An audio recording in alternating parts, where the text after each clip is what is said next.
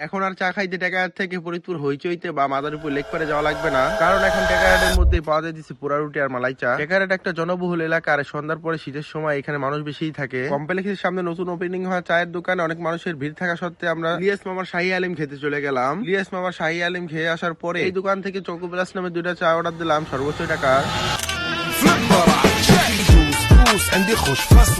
আমাদের দুটো চা নিয়েছিল 100-200 টাকা, আর আমাদের চায়ের নাম ছিল চকো ব্লাস্ট, আর আমরা একটা রুটি অর্ডার দিয়েছিলাম। নতুন দোকানে অনেক ভিড় থাকা সত্ত্বে আমাদের জায়গা পাওয়াটা অনেক মুশকিল হয়ে যাইতেছিল। আর আপনাদের রুটির দাম তো বলাই হয় না, রুটির দাম ছিল 50 টাকা। আমি এই সেম চা চকো ব্লাস্ট নামে মাদারীপুর ঘটকচুরি থেকে খাইছিলাম, সেটা নিয়েছিল 60 টাকা বা 80 টাকা জিনিস, কিন্তু চা আন্দাজে 100 টাকা একটু বেশি হয়ে গেছে। না এমনিতে মোটামুটি চাটা একটু খাইতে স্বাদই ছিল। আর আপনারা টেকাহাট এই দোকানে কি কি চা খাই দিয়েছেন তা কমেন্ট বক্সে অবশ্যই জানাই যাবেন। শীতের সময় ঠান্ডা ঠান্ডা আবহাওয়ার মধ্যে চা খাইতে ভালোই লাগে। এই চায়ের দোকানের লোকেশন হলো টেকাহাট মোল্লা কমপ্লেক্সের সামনে। রুটির সাথে ভিজিয়ে চা খাওয়ার মজাটাই আলাদা। আজকের ভিডিওটা ভালো লাগলে লাইক কমেন্ট শেয়ার করে দিয়েন, আর একটা ফলো করে দিয়েন, এন্ড আল্লাহ হাফেজ।